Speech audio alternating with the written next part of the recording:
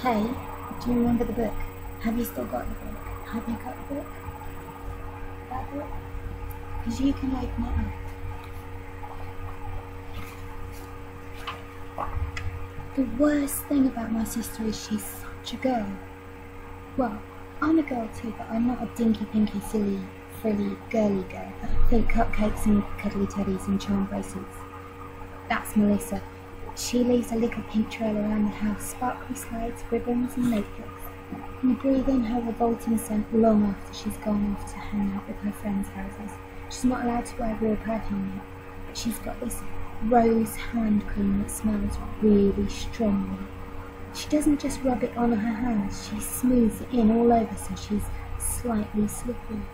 Her lips shine too because she's forever smearing on lip gloss.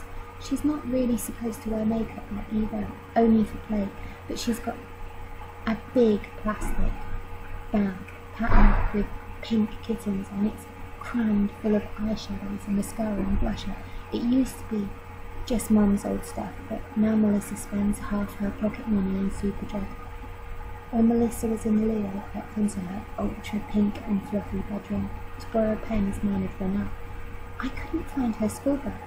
It must have been downstairs by the computer, so in desperation I looked in her plastic makeup bag and found a brand new eye pencil with a perfect point on its cool little sharpener. I went back to my Marty den, sat on my top bunk and started drawing an amazing new adventure of Mighty Mark. I didn't mean to use a lot of pencil. I was just going to do a quick sketch, but then I had this great idea of giving Mighty Mark giant springs in her feet so she could jump boing over rooftops and lamptops and trees, drawing all these astonishing feats. Took up 3 full pages in my sketchbook and most of Melissa's eye pencil. Then Melissa poked her nose into my martyrdom, rabbiting on about some missing hairbrush and experimented gluing it onto the back of a little mangled teddy, turning him into a pretty portrait of Percy. She failed to spot him snuffling for ants under my bunk bed, but she did see the stub of her eye pencil in my hot little hand. "You horrible, thieving pig," she gasped. "That pencil was brand new, and there's hardly any left now." "Well, it's not very good value then, is it?" I said, a little unwisely. Maybe I should have said sorry. But she did call me a pig, and not that I actually dislike pigs. I think they're very cute, and I love scratching their backs with a stick when we go to the children's zoo. Anyway, do you know what Melissa did? She ripped all 3 pages out of my book and tore them to shreds. I couldn't believe she could be so hateful. I mean, she could always buy another silly pencil. I might have even paid half out of my pocket money, but I'd spent 2 whole hours drawing Mighty Mark, and now she was just confetti on the carpet. So I thumped Melissa in the chest, and she slapped my face, and then we were rolling around on the floor, shoving and screaming. I'm a much better fighter than Melissa, but she scratches with her pretty fingernails. I'm fast and furious, and I know how to punch properly, but Melissa is a lot bigger than me. Perhaps that's the worst thing about my sister. She's 2.5 years older, and no matter how hard I try, I can never catch up. I'd have still beaten them, I'm sure of it. If we'd been left to our own devices, Melissa would have ended up as Pink Pulp, but Mum came running out of her bedroom and barged into my martyrdom to stop us. "What are you 2 doing?" Stopped at once. "Martina and Melissa, you know you are absolutely, strictly forbidden to fight. You're not little gutter snipes. You're girls." She pulled us apart and stood us on our feet. "How dare you," she hissed. "Especially today when Mrs. Evans and Alicia are in my bedroom and hit everything. Alicia's such a sweet little girl too. I'll never catch her fighting." Alicia's a wuss. She couldn't even punch her way out of a paper bag, I said. Alicia was in my class at school. and I absolutely can't stand it. She sucks up to Katie and Ingrid, the two really mean, scary girls. She gives them crisps and chocolates so they won't pick on her. She loves it if they pick on someone else, like me.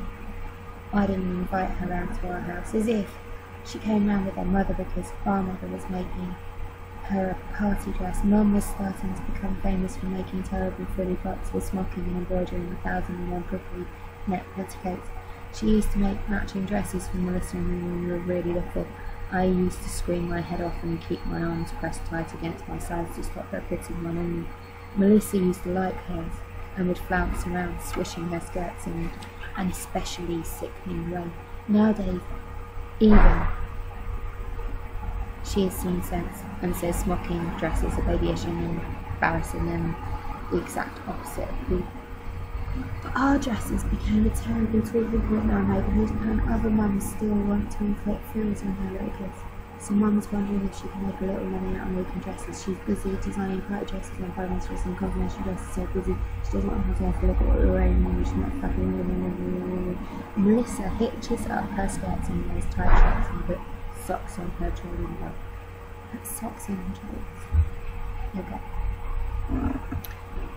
She thinks she looks much older, particularly practical to me. She's so pathetic. I wear my comfy jeans and my pal t-shirt and my tights and Converse boots. I wear them again and again because they're my favourite clothes, so I don't see the point of wearing any others. Look at the state of you, said Mum. She shook us both and then continued to hang on to my shirt. Period. For goodness sake, Martina. These t-shirts are filthy. It's just a little dribble of orange juice. When I laughed at the wrong time at supper. It's so weird when it all comes spurting out of your nose. That was days ago. You know perfectly well you're supposed to put on a clean t-shirt every day. Have I got to stand over you and dress you like a baby? Said Mum. Melissa sniggered, which was a stupid move. I'm very shocked at you, Melissa. You really ought to know better. You're the eldest. What were you thinking of fighting with your little sister? She used up nearly all my eye pencil, Mum, scribbling her silly cartoon. Mighty Mark is a comic strip, not a cartoon, and you tore it up and I spent ages on it. As if any of this matters, said Mum. Now tidy yourself up, Melissa. You go downstairs and get the pizzas out of the freezer. Martina, change that t-shirt now, and both of you stop showing up in front of Mrs. Evans. As if on cue, Mrs. Evans started calling from Mum's bedroom. I think you've made Alicia's dress a little on the skimpy side, Miss Mitchell. She can scarcely breathe. Mum rolled her eyes. I'm so sorry, Mrs. Evans. Don't worry. I can always let it out a little at the seams, she called back. And I'm not sure the hem's straight. It's difficult to tell, but with your bed being in the way of your wardrobe now, but it seems to provide right up in the front. Mrs. Evans moaned. That's because of Alicia's great fat stomach, I muttered.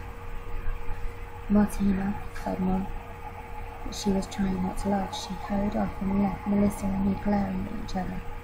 Telltale. You told too that eye pencil cost $4.99. Then you're bonkers wasting your pocket money like that.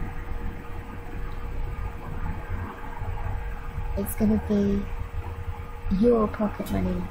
You're gonna buy me a new. No, you're gonna buy me a new drawing pad, seeing as you've ruined this one. Now get out of my den. You're not allowed in here. Can't you read? I said. I stuck a very clear notice on my door. Strictly private. This is Marty's den. Everyone keep out, especially sisters.